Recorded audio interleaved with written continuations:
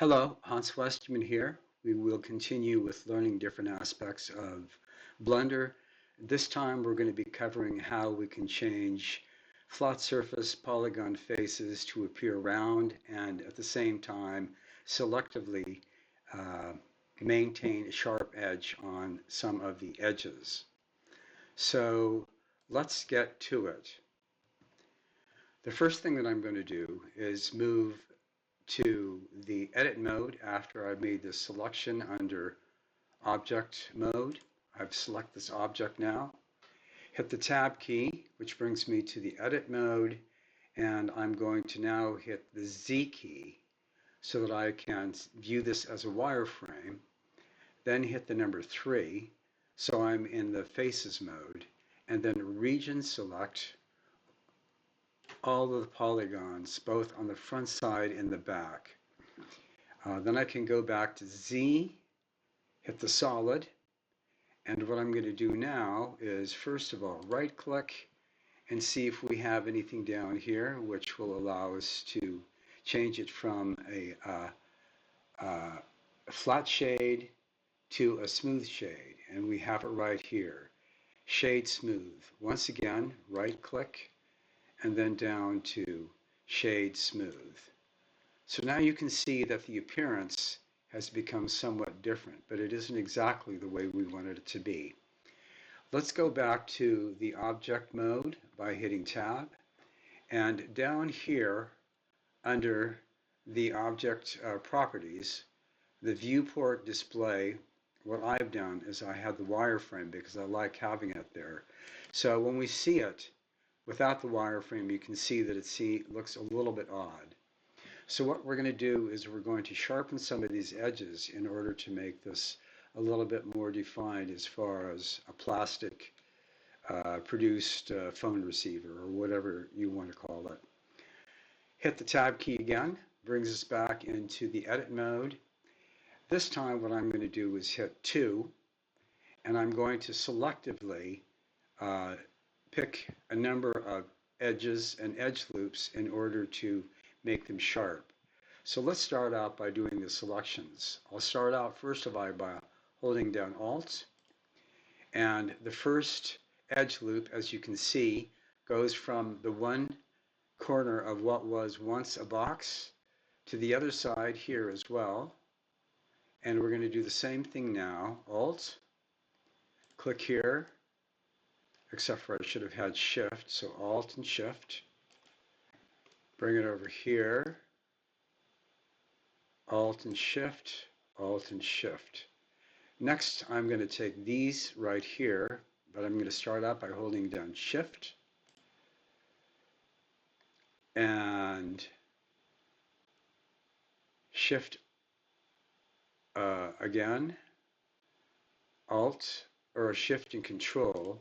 That way, first selected edge, last selected edge, same thing here.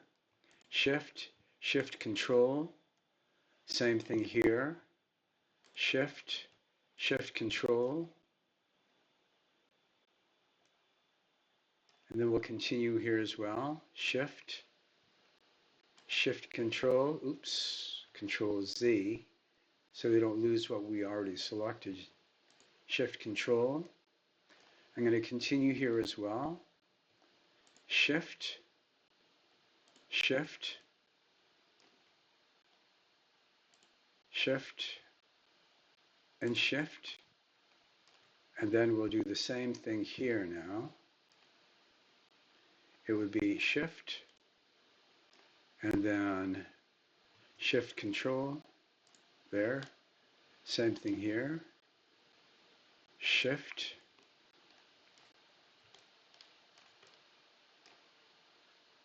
Shift Control.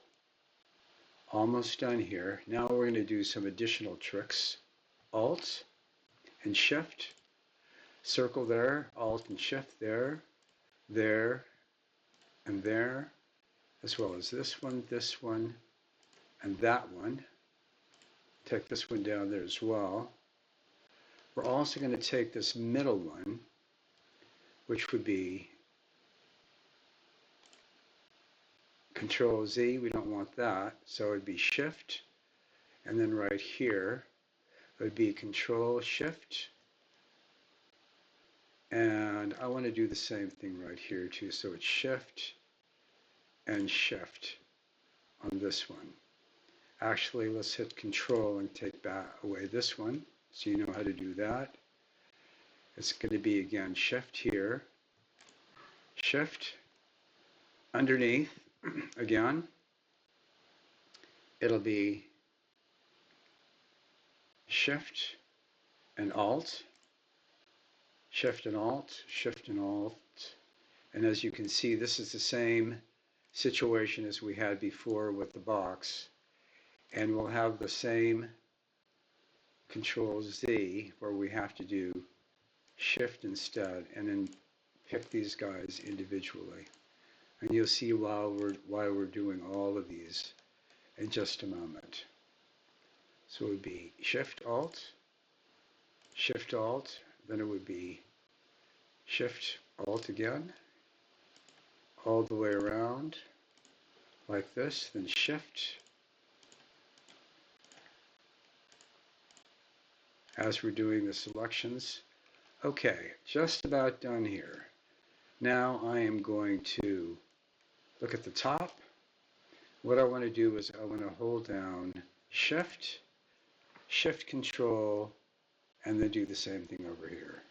Okay, now I think I have pretty much everything which is defined. I'm moving a little bit quicker just because I have actually done this before.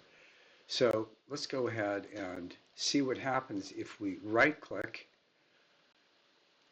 which gives us options that has to do with edges only, as you can see right up here. The other one was faces. If we go down to Mark Sharp, just like that, you can see all these things which are sharpened. I'm actually going to add some additional ones right here, which would be Shift, Shift Control there. Then I'm going to go to this side. Shift, Shift Control here. I'll do the same thing. Mark Sharp. And now, if we go and take a look at this in the object mode, by hitting Tab, and I'm going to click in the gray area, you can see that the definition has changed quite a bit. So this is more in line with what it is that I would expect to do. Obviously, I can go to the edit mode one more time. And if I were to, for instance, hit 3 and then select these polygons here, click once, Shift, these 4, as well as these, like that. Then what I can do is I can extrude these, but let's make sure that we have this on the individual origin first, and then extrude just ever so slightly, just like this. And then I can go ahead and scale these down like this. Yeah, about like that, I would imagine. Maybe I can move this up. This time, we're going to go up like this. And I'm going to click in the gray area. Number 1, pick this one. Shift, pick that vertice here. Do the same thing, move it up just a tad. Just about like this. And now, if we go back to the object mode again by hitting Tab, you can see how we have defined this object a little bit more rounded. So that was the end of that. And as you move forward with your modeling experiences, I'm sure you'll find other ways of utilizing and refining these options that you can utilize.